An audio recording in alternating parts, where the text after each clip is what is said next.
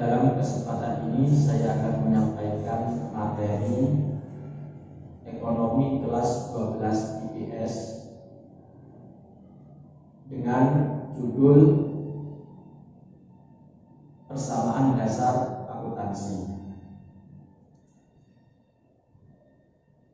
Ilmu akuntansi adalah salah satu yang harus kita kuasai, karena termasuk dalam perintah Allah kita supaya belajar tentang ilmu akuntansi. A'udzubillahi minasyaitonir rajim. Bismillahirrahmanirrahim.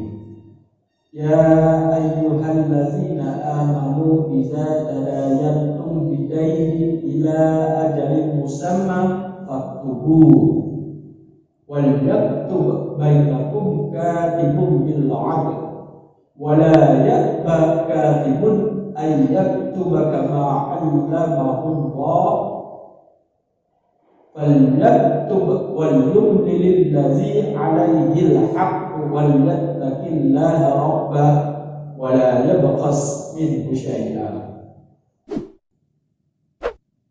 Artinya, hai orang-orang yang beriman, apabila kamu bermuamalah tidak secara tunai untuk waktu yang ditentukan, hendaklah kamu menuliskannya, dan hendaklah seorang penulis di antara kamu menuliskannya dengan benar, dan janganlah penulis enggan menuliskannya sebagaimana Allah mengajarkannya, maka hendaklah ia menulis, dan hendaklah orang yang berhutang itu mengimlakkan apa yang akan ditulis itu, dan hendaklah ia bertakwa kepada Allah Tuhannya, dan janganlah ia mengurangi sedikit pun. Dari ayat tadi dapat kita simpulkan bahwa kita belajar akuntansi ini agar supaya kita mencatat hutang piutang kita dengan benar, objektif, transparan sebagaimana yang telah diperintahkan oleh Allah kepada kita. Oleh karena itu, siswa-siswiku yang berbahagia, pelajarilah materi yang akan saya sampaikan berikut ini.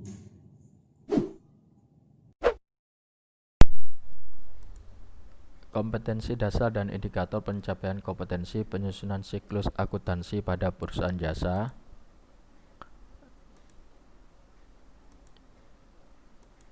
Yaitu 1. Menganalisis penyusunan siklus akuntansi pada perusahaan jasa. Yang kedua adalah membuat laporan keuangan pada perusahaan jasa. Adapun indikatornya adalah menjelaskan tentang karakteristik perusahaan jasa, menjelaskan tentang bukti transaksi dan aturan debit kredit serta saldo normal, melakukan pencatatan akuntansi pada perusahaan jasa, dan menyusun neraca lajur pada perusahaan jasa. Menyusun laporan keuangan pada perusahaan. Tujuan pembelajaran dan materi pembelajaran. Setelah mengikuti proses pembelajaran, peserta didik diharapkan siswa dapat menjelaskan tentang karakteristik perusahaan jasa, siswa dapat menjelaskan tentang bukti transaksi dan aturan debit kredit serta saldo normal, siswa dapat melakukan pencatatan akuntansi pada perusahaan jasa, siswa dapat menyusun neraca lajur pada perusahaan jasa, siswa dapat menyusun laporan keuangan pada perusahaan jasa. Untuk materi pembelajaran saat ini adalah penyusunan siklus akuntansi pada perusahaan jasa. Jenis perusahaan jasa. Jenis perusahaan menurut badan hukumnya antara lain adalah perusahaan perorangan, adalah perusahaan yang didirikan dan dimiliki oleh seorang pengusaha dagang, perusahaan jasa, dan perusahaan industri. 2. Firma adalah persekutuan yang didirikan oleh 2 orang atau lebih untuk menjalankan satu perusahaan di bawah satu nama bersama dan para sekutu bertanggung jawab secara tanggung-menanggung. Ketiga, persekutuan komanditer CV adalah persekutuan yang didirikan oleh satu orang atau beberapa orang sekutu yang bertindak sebagai pengurus, namakan dengan sekutu aktif, dan satu orang atau beberapa orang sebagai sekutu diam yang hanya memasukkan uang saja sebagai modal persekutuan tetapi tidak menjadi pengurus persekutuan tersebut. Yang keempat, perseroan terbatas atau disebut dengan PT atau adalah persekutuan yang berbadan hukum untuk menjalankan perusahaan dengan modal usaha terbagi atas saham-saham. Tanggung jawab sekutu pemegang saham terbatas pada jumlah saham yang dimilikinya. Yang kelima, koperasi adalah badan usaha yang beranggotakan orang sebagaimana yang telah dibahas sebelumnya. Persamaan dasar akuntansi, aktiva sama dengan pasiva. Aktiva atau harta sama dengan kewajiban ditambah ekuitas atau kita sebut modal.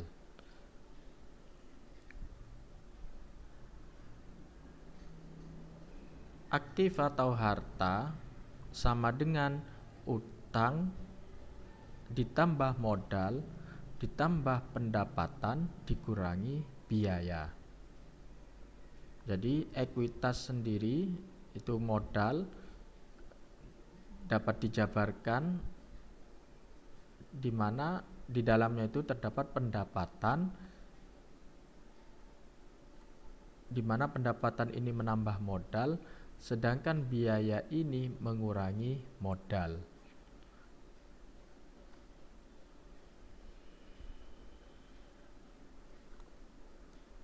Jadi sekali lagi, aktiva sama dengan kewajiban atau hutang ditambah ekuitas, sedangkan harta atau aktiva sama dengan utang atau kewajiban ditambah modal atau ekuitas ditambah pendapatan dikurangi biaya.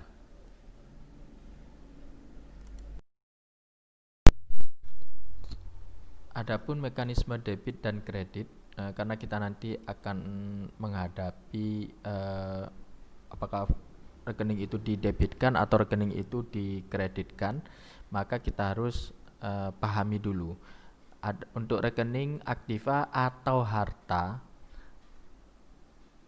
jika bertambah maka dicatat dalam posisi debit, tetapi jika berkurang dicatat dalam posisi kredit. Pada saldo normalnya adalah debit. Akumulasi penyusutan aktiva tetap, adapun akumulasi nanti ada akumulasi kendaraan, akumulasi gedung. Nah, itu jika bertambah dicatat dalam posisi kredit, jika berkurang dicatat dalam posisi debit. Saldo normalnya adalah kredit. Kemudian kewajiban atau hutang. Kewajiban atau hutang itu jika bertambah di posisi kredit, jika berkurang dicatat dalam posisi debit. Saldo normalnya adalah kredit. Untuk modal atau ekuitas, jika bertambah dicatat dalam posisi kredit, jika berkurang dicatat dalam posisi debit. Saldo normalnya adalah kredit. Pengambilan privé. Privé itu adalah pengambilan untuk pribadi, pemilik, bukan atas nama perusahaan. Jadi bertambah dicatat dalam debit, jika berkurang dicatat dalam posisi kredit. Saldo normalnya adalah debit. Pendapatan. Pendapatan jika bertambah dicatat dalam posisi kredit, jika berkurang dicatat dalam posisi debit. Saldo normalnya adalah kredit. Beban atau biaya, ada beban telepon, beban listrik, beban untuk membayar air dan lain-lain. Itu jika bertambah dicatat dalam posisi debit, jika berkurang dicatat dalam posisi kredit. Saldo normalnya adalah debit. Dalam bentuk akun T silakan nanti dilihat di aktiva. Bila aktiva bertambah itu ditaruh dalam posisi debit, jika hartanya berkurang dalam posisi kredit. Itu seperti dalam bentuk akun T ini.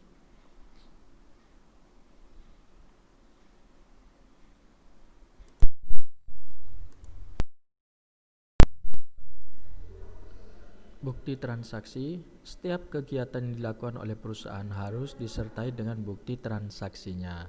Berdasarkan asalnya, bukti transaksi dibedakan menjadi dua sebagai berikut. Yang pertama, bukti transaksi intern.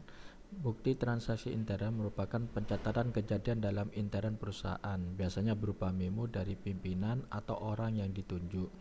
Bukti memorial merupakan bukti transaksi intern dalam bentuk memo dari pejabat dalam perusahaan kepada bagian akuntansi untuk mencatat suatu peristiwa atau kejadian yang sifatnya ekstern. Misalnya penafsiran kerugian piutang, pembebanan biaya yang dibayar di muka, penyusutan aktiva tetap, pemakaian perlengkapan, penggunaan bahan baku, dan lain-lain. Kemudian yang kedua adalah bukti transaksi ekstern adalah bukti pencatatan yang terjadi antara perusahaan dengan pihak luar perusahaan, misalnya faktur, nota, cek, kwitansi, dan sebagainya. Kwitansi adalah bukti pembayaran yang dibuat oleh pihak yang menerima uang. Bagian sebelah kanan dari kwitansi diberikan kepada pihak pembayar dan bagian kiri dari kwitansi, subkwitansinya ditinggal sebagai bukti. Kemudian nota debit atau debit memo. Nota debit adalah nota yang berisikan bahwa perkiraan langganan didebit karena pengembalian barang yang dibeli atau yang dinamakan dengan retur pembelian. Kemudian yang ketiga adalah nota adalah bukti penjualan barang yang langsung dibayar oleh pembeli. Nota biasanya dibuat rangkap dua, yang aslinya diberikan kepada pembeli dan tembusannya dipakai sebagai bukti penjualan. Kemudian cek. Cek adalah perintah yang diterima dari pihak lain sebagai alat untuk melakukan pembayaran melalui bank. Kemudian faktur. Faktur adalah bukti transaksi langsung saja dalam bentuk soal. Yang pertama adalah Desember 1. Jadi pada tanggal 1 Desember Tuan Sabil memulai usahanya dengan membuka rekening di bank atas nama perusahaan dan menyetor kas sebesar 150 juta. Dari informasi sebelumnya, sebagaimana dikatakan kas adalah sebagian daripada aktiva atau harta, maka jika bertambah diposisikan dalam debit, kemudian lawannya modal ditempatkan dalam posisi kredit 150 juta. Jadi jurnal itu harus imbang. Kalau posisi debitnya totalnya di sini 150 juta, maka di kreditnya juga totalnya 150 juta. Dalam jurnal nanti diperiksa keimbangannya. Dalam catatannya di sini keterangannya adalah mencatat investasi awal pemilik. Yang kedua, Desember 2, tanggal 2, dibayar sewa gedung untuk 1 tahun sebesar 3 juta mulai bulan Desember 2005 sampai dengan November 2006. Maka di sini perusahaan membayar sewa gedung tapi di muka, DP, sebesar 3 juta. Maka sewa dibayar di muka ini adalah aktiva, berupa harta, karena kita punya hak untuk klaim atau menuntut sebesar 3 juta bertambah diposisikan debit. Kemudian kas ini juga salah satu aktiva atau harta, berkurang sebesar 3 juta maka diposisikan kredit.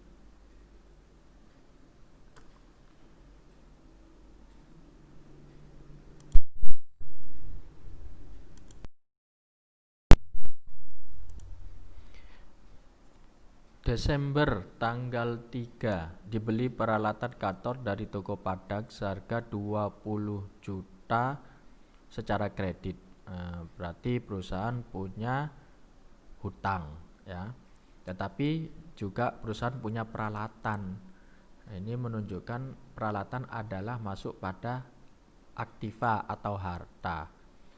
Peralatan kantor sebesar 20 juta bertambah itu ditempatkan di debit sebesar 20 juta dan perusahaan punya hutang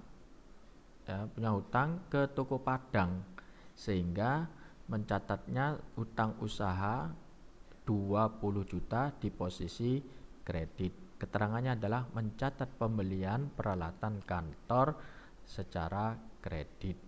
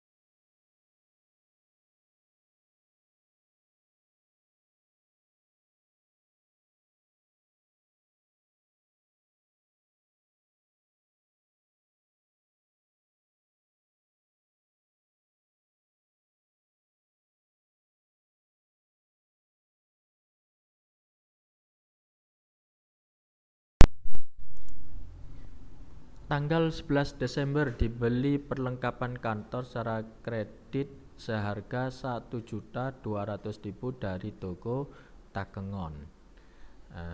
Di sini harta atau aktiva perusahaan berupa perlengkapan kantor bertambah 1.200.000. Tetapi bertambahnya ini didapat dari kredit atau hutang. Jadi perusahaan punya hutang 1.200.000 di toko Takengon, jadi utang usaha bertambah 1.200.000 ditempatkan dalam posisi kredit.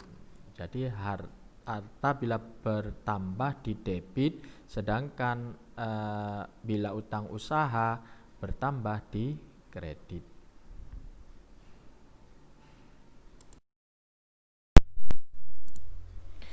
Pada tanggal 15 Desember diselesaikan servis untuk PT Nusamba dan difakturkan untuk ditagih sebesar 9 juta. Dari kasus ini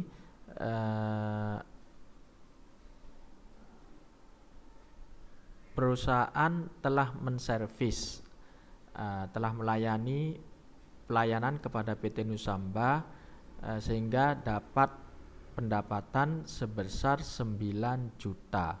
Tetapi pendapatan ini tidak berupa tunai tapi masih ditagihkan, difakturkan. Jadi perusahaan mempunyai piutang, hak untuk menagih piutang usaha sebesar 9 juta.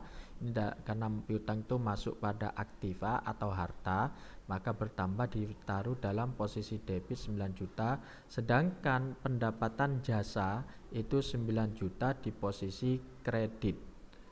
Nah, ini mencatat penyelesaian jasa yang difakturkan untuk ditagih.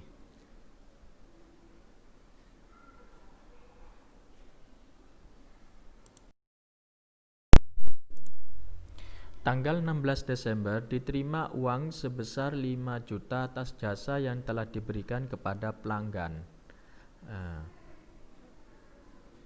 Dalam kasus ini sama dengan tanggal 15, bedanya kalau tanggal 15 itu difakturkan, masih belum terima uang. Kalau yang tanggal 16 ini sudah dapat kas atau uang tunai sebesar 5 juta dari pelanggan. Jadi sama, yaitu pertama perusahaan jasa ini mendapatkan jasanya berupa uang tunai kas sebesar 5 juta di posisi debit dan untuk posisi kreditnya adalah 5 juta. Dalam keterangannya mencatat pendapatan jasa dari pelanggan secara tunai.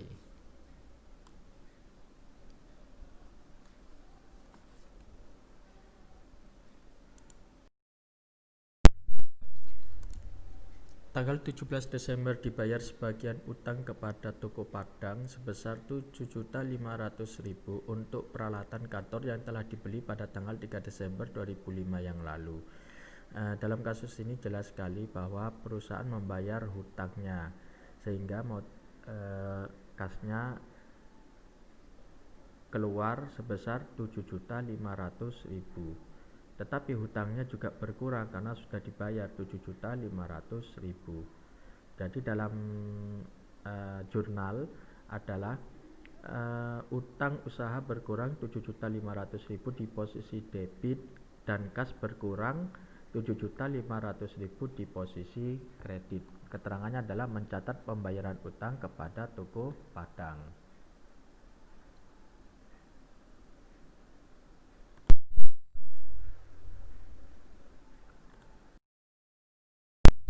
Tanggal 19 Desember diterima uang sebesar 4.500.000 atas jasa yang telah diberikan kepada pelanggan bernama Toko Ramai. Dalam kasus ini seperti soal sebelumnya, yaitu hasil dari pelayanan jasa, maka perusahaan mendapatkan uang sebesar 4.500.000 yang ditulis dalam jurnal adalah kas bertambah 4.500.000 di posisi debit dan pendapatan jasa di posisi kredit sebesar 4.500.000. Keterangannya adalah mencatat pendapatan jasa dari pelanggan secara tunai.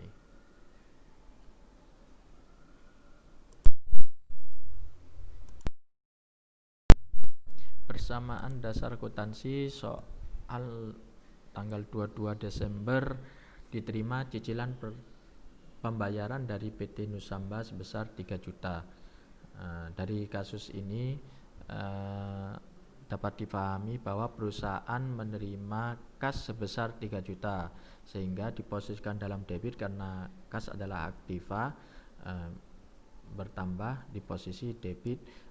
Sedangkan dalam kasus ini juga piutang dagang berkurang karena telah dibayar oleh PT Nusamba sebesar 3 juta. Jadi piutang dagang itu adalah salah satu aktiva atau harta berkurang di posisi kredit sebesar 3 juta. Keterangannya adalah mencatat penerimaan cicilan pelanggan.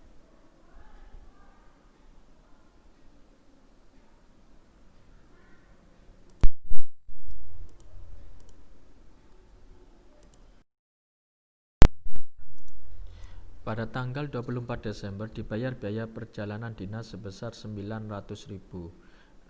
Dari kasus ini perusahaan membayar beban perjalanan dinas karena beban bertambah, maka di posisi debit. Jadi 900.000 diposisikan debit.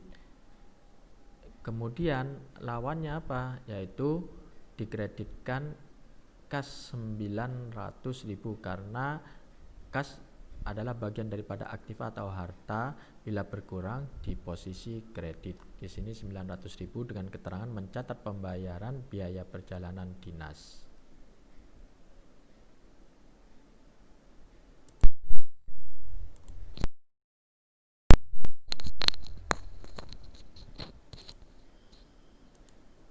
Pada tanggal 25 Desember dibayar biaya telepon untuk bulan Desember sebesar 400.000. Ini sama kasus sebelumnya, yaitu perusahaan membayar beban. Di sini beban telepon, jadi beban bertambah 400.000 di posisi debit, sedangkan kasnya berkurang 400.000 di posisi kredit.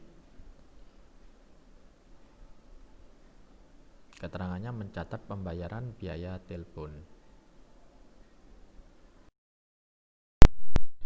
Pada tanggal 25 Desember juga dibayar gaji pegawai bulan Desember sebesar 9 juta. Sama dengan beban-beban sebelumnya, yaitu tapi di sini adalah beban gaji.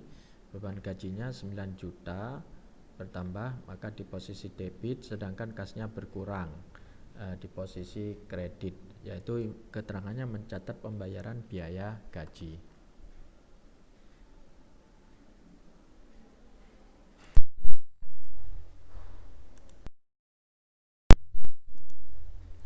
Pada tanggal 27 Desember dibayar listrik dan air untuk bulan Desember sebesar 600.000. Maka ditulis beban listrik dan air pos bertambah 600.000 di posisi debit. Kemudian kasnya, kas bagian daripada aktiva atau harta berkurang, maka di posisi kredit sebesar 600.000.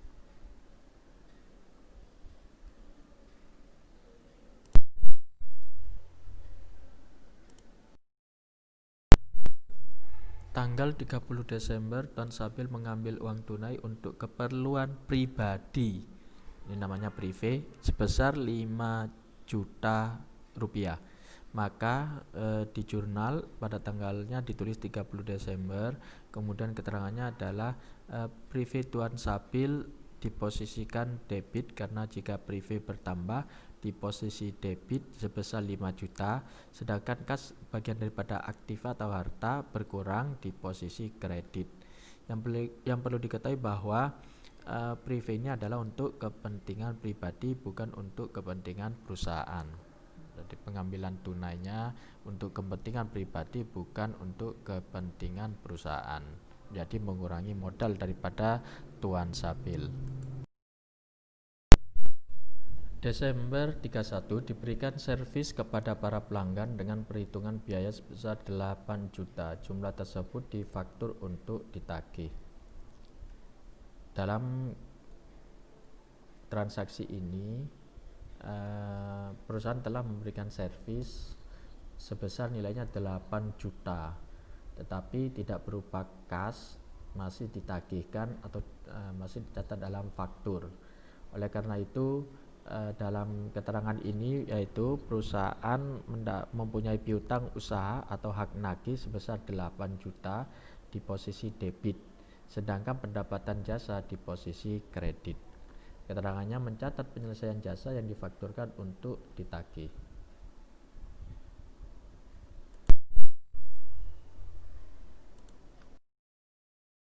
Adalah rekapan daripada semua transaksi jurnal perusahaan Adijaya pada tanggal 1 sampai 31 Desember 2005.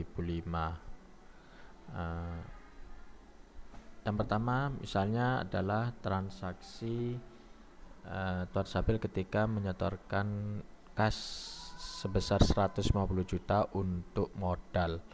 Ini tanggal 1, kemudian tanggal 2 adalah mencatat pembayaran sewa untuk 1 tahun, tanggal 3 mencatat pembelian peralatan kantor, kemudian tanggal 5, tanggal 11, dan tanggal 15 dan seterusnya sesuai dengan transaksi-transaksi sebelumnya. Berikut adalah rekapannya dan juga dari saldo rekapan akhir sampai tanggal 31 Desember, misalnya piutang usaha ya mencatat penyelesaian jasa yang difakturkan untuk ditagih yaitu 8 juta, kemudian kreditnya pendapatan jasa 8 juta. Jadi total semua transaksi jurnal selama 1 bulan adalah 227.700.000. Antara debit dan kredit adalah imbang, sama yaitu 227.700.000 rupiah.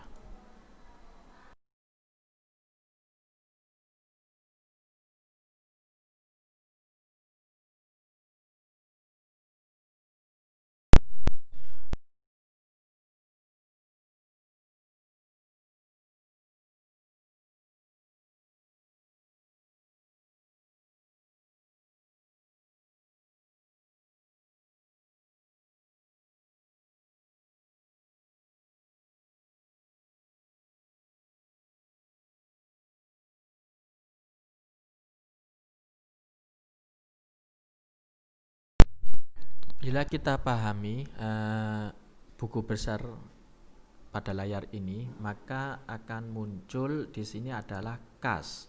Kas judulnya sudah ditempatkan di atas, kas. Kemudian untuk nomor rekeningnya adalah 101.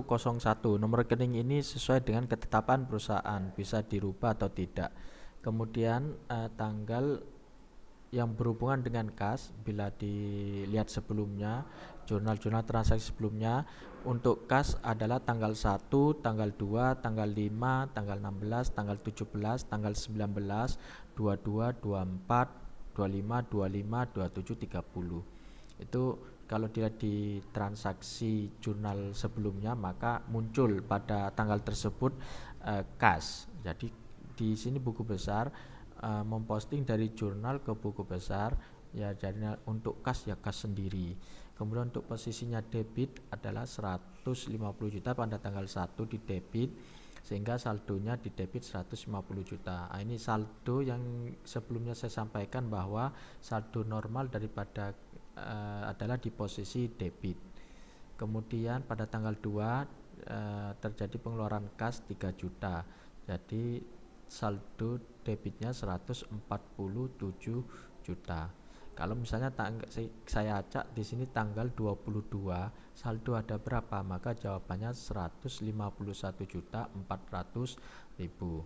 Kalau saya tanya saldo pada tanggal 27 ada berapa? Maka pada tanggal 27 sisa saldo adalah 140.500.000. Nah, jadi untuk piutang usaha yang di bawahnya itu adalah dari jurnal sebelumnya, maka dipahami bahwa setiap tanggal 15 ada tanggal 22 dan 31 dari cerita sebelumnya itu ada piutang usaha. Maka awalnya tanggal 15 piutang usaha 9 juta. Kemudian piutang usahanya ditagih mendapatkan 3 juta, maka piutang usahanya berkurang di posisi kredit. Kemudian punya piutang usaha lagi pada tanggal 31 Desember sebesar 8 juta. Maka saldo akhir piutang pada tanggal 31 Desember adalah 14 juta. Posisi normal piutang usaha adalah di posisi debit.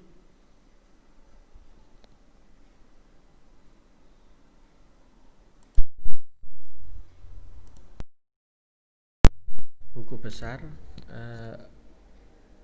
rekening utang usaha. Jadi hanya khusus utang usaha saja. Kode rekeningnya di sini tetapkan 201.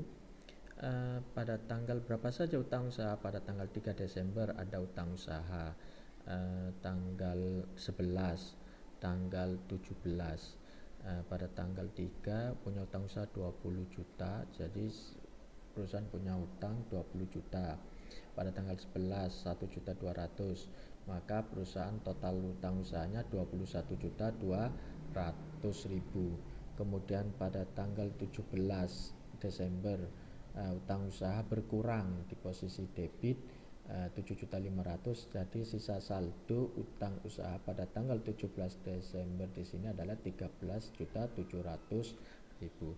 Kemudian modal non stabil, di sini posisi 150 juta. Kemudian prive, di sini rekening prive kodenya 302, itu terjadi debit pengambilan pribadi 5 juta.